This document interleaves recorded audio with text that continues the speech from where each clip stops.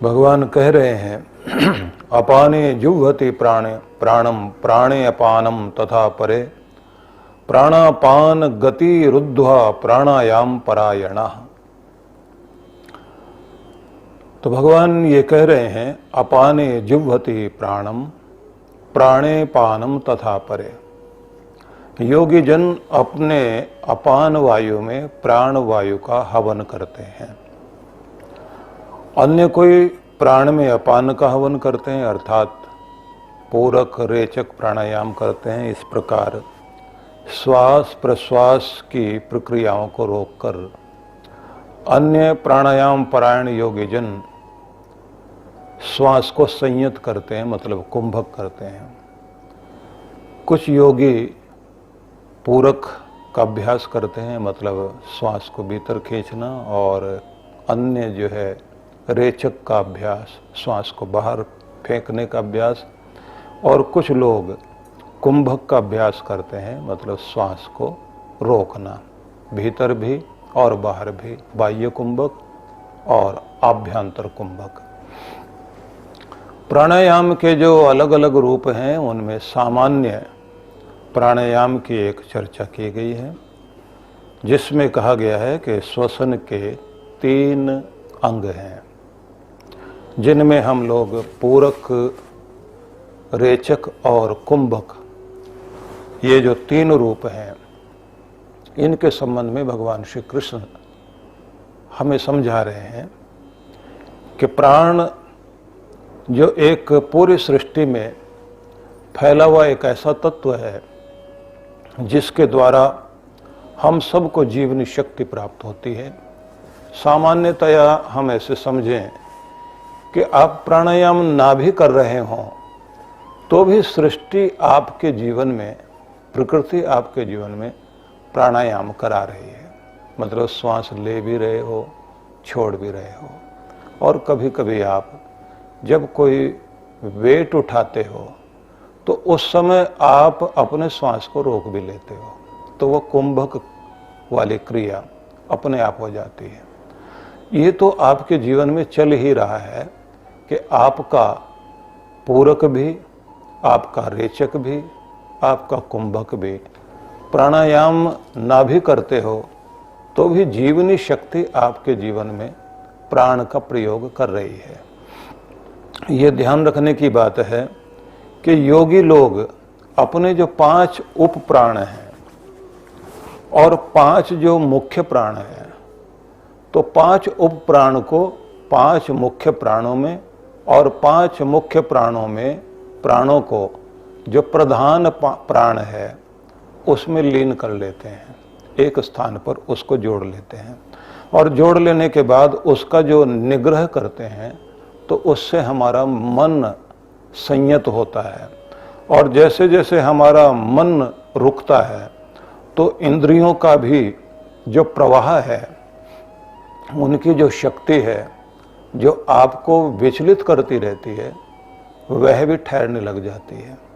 जैसे दिए की लौ फड़फड़ाती रहती है, ऐसे हमारा मन भी हर पल 2 तरह से गति करता रहता है। वह भूतकाल में जाएगा, भविष्य काल में जाएगा, कल्पना में जाएगा।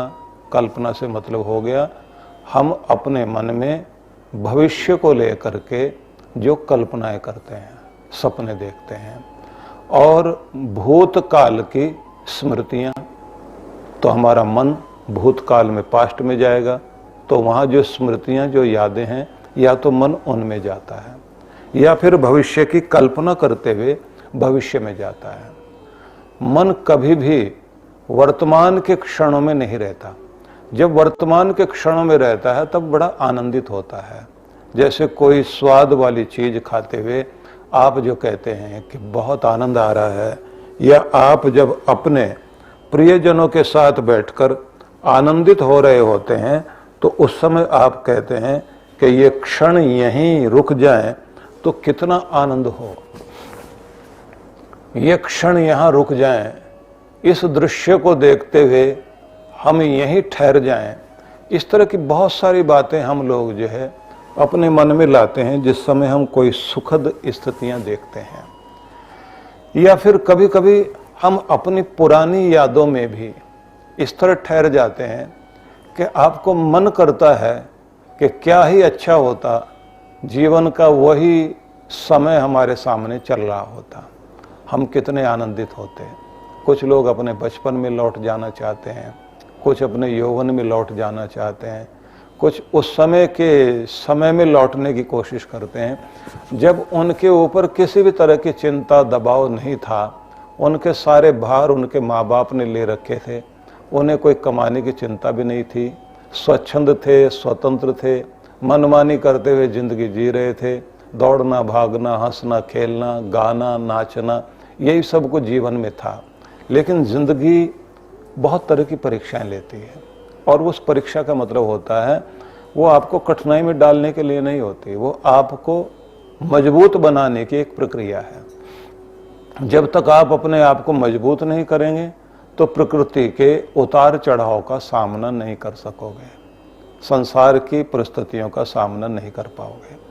तो योगी लोग जो है अपनी प्राण शक्ति के माध्यम से अपने आप को संयत करने के साथ साथ अपने मन को साधते हैं। और बड़ी बात तो ये है कि यह प्राण शक्ति जो है यह आपके लिए आपकी शक्ति को बढ़ाने से लेकर आपके अंदर के जो रोग हैं उन्हें भी खाने का काम करती है, नष्ट कर देती है। तो व्यक्तिगत प्राण की आहुति आपको आखिर में विश्वव्यापी प्राण के साथ जोड़नी होती है, क्योंकि सामान्यतया अगर हम यहाँ अर्थ करें तो भगवान श्री कृष्ण ने ये कहा है कि योगी जन जो है अपने अपान वायु में प्राण वायु का हवन करते हैं और कुछ लोग जो है प्राण में अपान का हवन करते हैं, पूरक रेचक प्राणायाम करते हैं और इस प्रकार श्वास प्रश्वास की प्रक्रियाओं को रोककर अन्य प्राणायाम परायण योगी जन श्वास को संयत करने का अभ्यास किया करते हैं। तो अर्थ तो इतना ही है, लेकिन कृष्ण भगवान क्या इतना ही कहना चाहते हैं? किसी भी एक श्लोक को आप केवल उसके अर्थ तक लेकर चले जाते हैं तो उसके अंदर छिपे हुए रहस्य को नहीं पहचान पाते। किसी एक छोटे से बीज को देखने का मतलब केवल इतना ही नहीं है कि उस किसान को इतना पता है कि मैं जानता हूँ इस बीज को, इससे जो है मुझे क्या मिलने वाला है, तो वो जाएगा और उसको बोकर आ जाएगा। लेकिन उसके अंदर क्या क्या छिपा हुआ है इसको पहचानना और वहाँ तक पहुँचना ये आसान बात नहीं है। हर बीज के अंदर एक विशाल वृक्ष की संभावना होती है और वो प्रकट हो जाए तो उस समय देखने में आता है कि कमाल हुआ, ये जादू हुआ, एक छोटे से बीज में इतना बड़ा वृक्ष भी था। और केवल वृक्ष ही नहीं था, इस वृक्ष में जो सुंदर फूल खिले हुए हैं वो भी तो बीज में ही थे, और जो फल मिल रहे हैं वो भी इसी में अंदर थे, और जो इसकी छाया मिल रही है उस छाया की संभावना भी बीज में ही थी। तो अब इस श्लोक के माध्यम से आप ऐसा समझिए कि प्राण के जो 3 रूप भगवान श्री कृष्ण ने कहे हैं वो तीनों रूप का मतलब ये है कि ऐसा योगी जन करते हैं ऐसा नहीं, आप सब करते हैं। श्वास ले रहे हैं, श्वास छोड़ रहे हैं, श्वास को रोकते भी हैं, आप दम साध लेते हैं, श्वास को लोग दम कहते हैं ना, दम लगा कर करिए। तो वो सारी प्रक्रिया आपके जीवन के साथ चल रही है। लेकिन बड़ी बात यह है कि आपका जो व्यक्तिगत प्राण है, मतलब आपके शरीर में चलने वाला जो प्राण है, उसको आप विश्वव्यापी प्राण के साथ जोड़िए। तो जोड़ते ही हैं आप, जोड़ते इस तरह से हैं कि जब आप श्वास को अंदर ले रहे होते हैं तो वो प्राण केवल आसपास से आया ऐसा नहीं है, वो हिमालय को भी छूकर आया है। नदियों को, गंगा यमुना से लेकर सारी नदियों से वो प्राण शक्ति, क्योंकि वो तो फैली हुई है चारों तरफ, वो वनों के उस सुंदर ओक्सीजन मतलब ऑक्सीजन से भी संबंधित है। हिमालय से लेकर समुद्र तक जहां जहां तक भी प्राणवायु फैली हुई है वहां चारों तरफ से आप खींचकर अपने अंदर ले रहे हैं, इसलिए आपके अंदर प्राण का एक सेतु बन जाता है। अंदर आपका आत्म तत्व है और पूरे विश्व में फैला हुआ परमात्म तत्व, तो आप अपने श्वास के पुल से अपनी आत्मा और अपने परमात्मा को जैसे स्पर्श कर रहे हों, दोनों जगह आप जुड़ गए हों। हर पल आपका श्वास जो चल रहा है तो आप खींच रहे हैं वायु को अपनी ओर। कमाल की बात यह है कि ये ठहरता वहीं पर है, ये विश्वव्यापी प्राण, जहाँ पर हरियाली बनी हुई होती है। क्योंकि पूरे संसार में जहाँ भी जीवन है वहाँ श्वास की गति है, और जहाँ श्वास गति नहीं है वहाँ जीवन भी नहीं है। तो श्वास लेने वाले केवल आप ही नहीं हैं। आप देखें तो पेड़ पौधे जीव जंतु सभी कुछ ले रहे हैं और दे रहे हैं, उनके द्वारा आप ले दे रहे हैं। तो आपके फेफड़े जो श्वास लेने का कार्य कर रहे हैं वो केवल आपके अंदर हैं ऐसा नहीं है, वो पेड़ पौधों में भी हैं। वो आपसे कुछ खींच रहे हैं और आप उनसे कुछ खींच रहे हैं। तो इसलिए एक फेफड़ा आपका बाहर भी है। ये जो पेड़ है तो इसको समझ लेना, ये भी एक फेफड़ा है। वो आपके लिए, आपकी शरीर से निकली हुई जो अपान वायु है, श्वास जो आपका बाहर गया है, उसको खींचकर अपनी तरफ पेड़ ले रहा है। यहाँ तक कि छोटी छोटी घास भी उसको खींच रही है, और फिर उससे आप खींचकर अपने अंदर ले रहे हैं। तो दोनों में एक अच्छा खेल चल रहा है। ये ऐसा खेल है कि एक तरफ वो आपको अपनी तरफ खींच रहे हैं और फिर आप उधर से अपनी तरफ खींच रहे हैं। तो जहाँ जहाँ भी हरियाली है वहाँ वहाँ आपका जीवन है, और जहाँ हरियाली है वहाँ जल है, और जहाँ जल है वहाँ हरियाली है। और ये ध्यान रख लीजिए, इसी तरह से जहाँ पांचों तत्व हैं वहीं पर आपका जीवन है। पांचों तत्वों में से फिर ये अग्नि, वायु, पृथ्वी आदि सभी चीज़ों को आप सामने देख लीजिए, क्योंकि पृथ्वी से लेकर के अग्नि, वायु, जल, आकाश, ये सभी तत्व आपके साथ जुड़ते हैं, तब आपका जीवन चलता है। मजे की बात यह है कि जब आपका श्वास रिदम में रहता है तब आप अपने आप को स्वस्थ अनुभव करते हैं। जैसे श्वास उखड़ता है बीमारी में, भय में, रोग में, शोक में, चिंता में, या किसी के वियोग में, या किसी तरह के दुखद प्रभाव में, आपके श्वास पर बड़ा असर पड़ता है। रोने से, गुस्सा करने से, आप जिस समय अपने प्राण पर आघात अनुभव करते हैं तो उस समय आपकी लय बिगड़ जाती है, श्वास की गति तेज होने लग जाती है। और वो जो गति तेज होने लग जाती है, आपने देखा है कि कितने सारा गुस्सा करने में या चिंता करने में या दुख अनुभव करने में, जब कोई दुख अनुभव कर रहा होता है इतने लंबे लंबे सांस खींचेगा तो हमारी लय बिगड़ने लग जाती है। और उस लय बिगड़ने का मतलब होता है कि हम सृष्टि की लय से भी अपना संबंध खोने लग जाते हैं।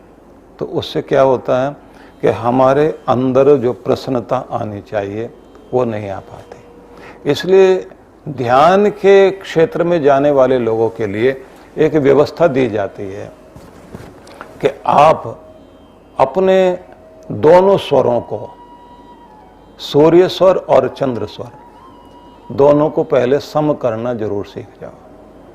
जब आपको सम करना आ जाता है तो उसको कहते हैं कि संतुलन बनना शुरू हो गया। जैसे आपका संतुलन बनता है तभी आपके अंदर जो है वो प्रक्रिया शुरू होती है, जो ध्यान की प्रक्रिया के लिए हम कह सकते हैं कि अब आपको जंप लगाने का, छलांग लगाने का मौका मिल रहा है। पहले सार हम ये समझ लें कि प्राण ही आपका जीवन है। प्राण चारों तरफ फैला हुआ है। प्राण का प्रयोग करना आना चाहिए। प्राण भी एक तरह का यज्ञ है। मतलब अब मैं आपको बिंदु बिंदु बता रहा हूं, जैसे कहना चाहिए पॉइंट टू पॉइंट। तो इन पॉइंट्स को आप पकड़ना शुरू कर दीजिए। भगवान श्री कृष्ण ये कहते हैं कि 3 तरह के प्राण के प्रयोग हैं। उन 3 तरह के प्रयोग को उन्होंने श्वास लेना, छोड़ना, रोकना। क्योंकि अगर हम आपको जो है पारिभाषिक शब्दों में लेकर जाएंगे कि ये पूरक है, ये रेचक है, ये कुंभक है, तो आप किसी न किसी कुंभ में जरूर थोड़ी देर के लिए रुके रह जाएंगे, आपको समझ में नहीं आएगा। इसलिए सामान्य बात उतनी है, श्वास को लेना, श्वास को छोड़ना, श्वास को अंदर रोकना, ये प्रक्रिया आपके जीवन के साथ लगातार चल रही है और आप विश्वव्यापी प्राण से जुड़े हुए हैं। इतना आपको समझ में आ गया। अब आगे बताया गया है कि इनका संतुलन आवश्यक है। साथ में ये भी बताया गया कि जो प्राण शक्ति है वह आपसे और ब्रह्मांडीय ऊर्जा से जुड़ी हुई है, आपके आत्म तत्व से और आपके परमात्म तत्व से। यहाँ तक समझने के बाद अब आपको समझना है, कृष्ण भगवान ने एक शब्द का प्रयोग किया, प्राणायाम परायणा। इसका अर्थ हुआ जो प्राणायाम में पारायण है, उसी में जो लगे हुए लोग हैं, ऐसे जो संलग्न है प्राणायाम के प्रति और प्राण विद्या को जानने वाले जो योगी लोग हैं, वो इस प्राणायाम का, प्राण शक्ति का अच्छे से उपयोग करते हैं और उनको ये हवन करना आता है। अब यहाँ हवन को या यज्ञ को इस तरह से लेके चला जा रहा है कि पूरी सृष्टि में एक यज्ञ चल रहा है। वो यज्ञ इस तरह का है कि हमने एक आहुति दी तो वो कई गुना बढ़कर हमें वापस मिल गई। अग्नि में आपने आहुति डाली तो वो कई गुना बढ़ करके वापस आती है। और अगर प्रयोग देखना हो तो उसका बढ़िया प्रयोग ये है कि जलती हुई अग्नि में आप जरा 2-4 लाल मिर्चें जरूर डाल के देख लेना कि उसका लाभ कितना होता है, कितना नहीं। अगर आप किसी कमरे में 15-20 आदमी बैठे हुए हों और वहाँ पर आग में 2-4 मिर्चें लाल वाली डाल दी जाएं, तो उसके बाद खांसते हुए और आंसू बहाते हुए लोगों को जब आप देखेंगे तब आपको समझ में आएगा कि वो लाल मिर्चें अभी तक कुछ नहीं बिगाड़ पा रही थी, लेकिन अग्नि में डालते ही उसका कितना बड़ा प्रभाव हो जाता है। इसी तरह से सुगंध डालते ही, क्योंकि जो सुगंधित द्रव्य माने जाते हैं, जो हमारे 33 प्रकार की औषधियाँ, काष्ठ आदि औषधियाँ जो हवन में डाली जाती हैं, उसका वायुमंडल पर बहुत सुंदर प्रभाव पड़ता है। वो अनेक गुना बढ़ करके उन सब हमारे जो मित्र जीवाणु हैं उनको हमारी ओर भेजते हैं, क्योंकि 2 तरह के जीवाणु प्रकृति में पाए जाते हैं, मित्र और अमित्र। मित्र जीवाणु वो हैं जो आपके जीवन की रक्षा करने के लिए सहयोगी हैं और अमित्र जीवाणु वो हैं जो आपके जीवन को मुश्किल में डालने के लिए चारों तरफ फैले हुए हैं। उनमें जिनको आप बैक्टीरिया कहेंगे वो थोड़े बड़े हैं और जो वायरस हैं वो थोड़े और ज़्यादा छोटे हैं। अगर इसको हम मेडिकल लैंग्वेज में बात करेंगे तो फिर ये एक बहुत लंबी प्रक्रिया हो जाएगी। सार इतना ही समझ लें कि जब आप आहुति देते हैं उससे मित्र कीटाणु जीवित रहते हैं और अमित्र कीटाणुओं का नाश होता है। और इस प्रकार से आप इस यज्ञ के माध्यम से अपनी इस सृष्टि की सुरक्षा करते हैं। बड़े मजे की बात यह है कि इसी तरह से आप जब प्राणायाम करते हैं तो वो भी एक तरह का हवन है। ये आप अपने अंदर श्वास को ले रहे हैं और फिर आहुति दे रहे हैं बाहर, और बाहर से लेकर अंदर आहुति दे रहे हैं, तो इसको यज्ञ कहा भगवान कृष्ण ने। और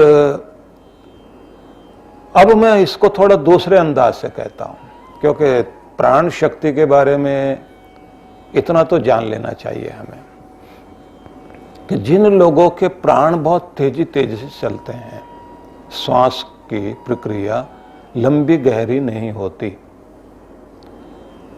एक चिंतक हुए हैं जिनको ताओ जीनियस च्वांगजू कहा गया है। उन्होंने जो है, ताओ एक धर्म माना गया, एक दर्शन माना गया। उस दर्शन के जो बुद्धिमान चिंतक हुए हैं च्वांगजू, उन्होंने कहा कि हम अधिकतर लोग गले तक ही श्वास को लेते हैं, किंतु परिपूर्ण मनुष्य जो है जब श्वास लेता है तो उनका कहना वो एड़ियों से श्वास लेता है। एड़ियों से श्वास लेने का मतलब वो उसका श्वास इतना गहरा होता है।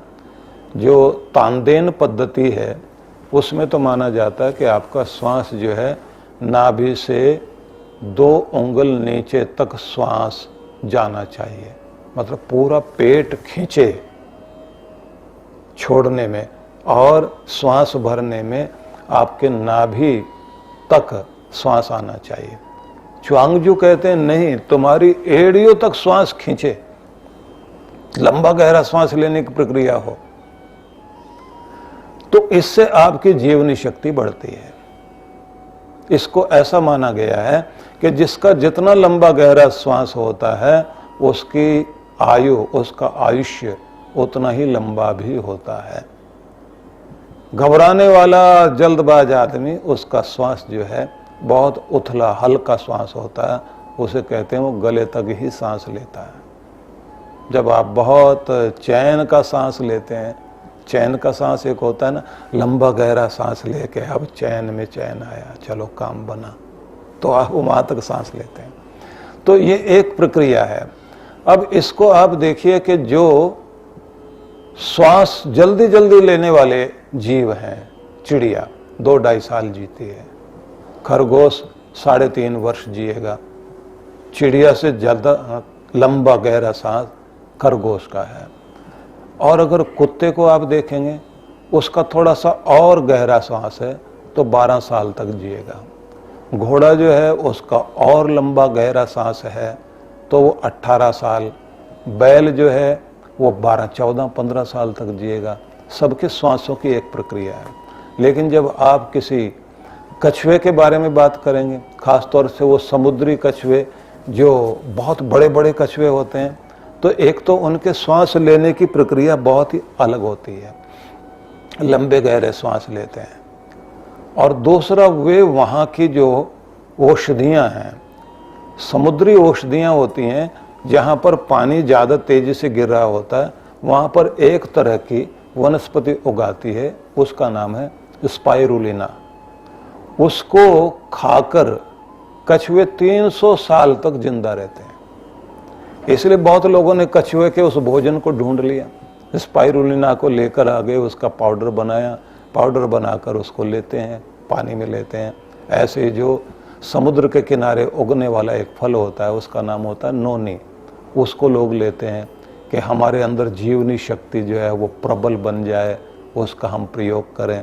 इसी तरह से जो ये हरियाली चारों तरफ फैली हुई, हम जो सबसे ज़्यादा खाते हैं वो गेहूं को खाते हैं, तो गेहूं की जो कौंपलें होती हैं उसका जो है उसको व्हीट ग्रास बोलते हैं, उसका पाउडर बनाकर लोग लेते हैं, तो जीवनी शक्ति बढ़ाने के लिए। लेकिन ये सारी चीज़ें तो आप ले रहे हैं, अश्वगंधा भी ले रहे हैं, आप जो है वो आंवले का रस भी ले रहे हैं, आप एलोवेरा ले रहे हैं जिसको घृत कुमारी बोलते हैं, अर्जुन आप ले रहे हैं, ये सारी चीज़ें आप प्रयोग कर लीजिए। लेकिन जब तक प्राणायाम नहीं करोगे तो फिर आपको उसका पूरा लाभ मिलेगा नहीं। इन दिनों जो है अपना इम्यून सिस्टम स्ट्रॉन्ग करने के लिए लोग ये नवरस लेते हैं, नवरस के माध्यम से आपको जो है लाभ तो जरूर होगा, लेकिन प्राणायाम भी तो कीजिए ना। जब तक आप प्राणायाम नहीं करेंगे तो आप पूरा लाभ ले नहीं सकते। इसलिए कछुआ केवल जो स्पाइरुलिना खा करके जिंदा है ऐसा नहीं है, उसका प्राणायाम तो प्रकृति ने दे रखा है। प्राणायाम जितना अच्छा, आप जो व्यायाम करते हैं उसमें भी तो आपका प्राणी तो चलता है।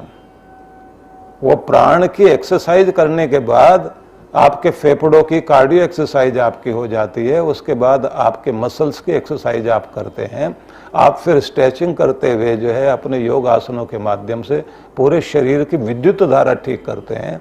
ये सारी प्रक्रिया है जो भारत के ऋषियों ने दी है, जिससे आपका जीवन प्रबल हो।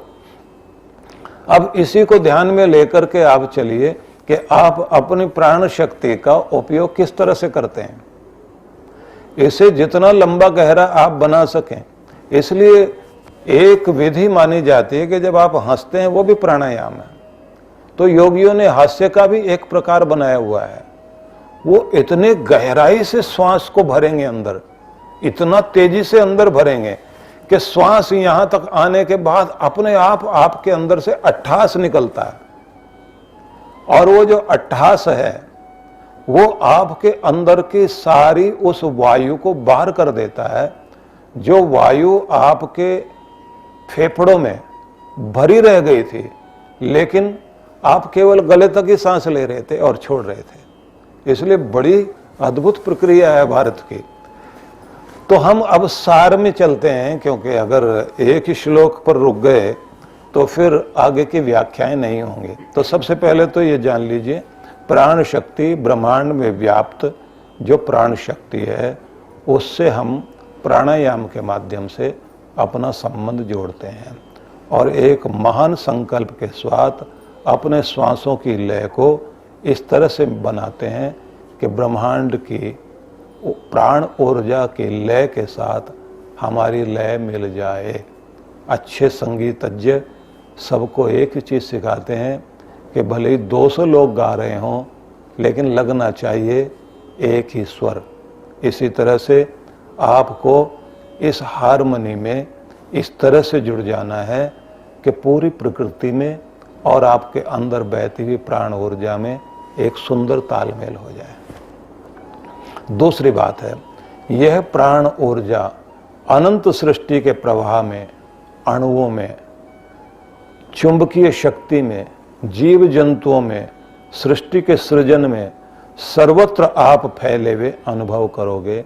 और इसी का आह्वान योगी प्राणायाम करते समय करता है कि हे प्राण शक्ति, आओ मुझ में और मुझे नव जीवन से भर दो, मुझे ताजगी दो, मेरे अंदर नवीनता ले आओ, मैं सशक्त हो जाऊं, चांद सितारों से जुड़ जाऊं, हवाओं से जुड़ जाऊं, पृथ्वी से जुड़ जाऊं।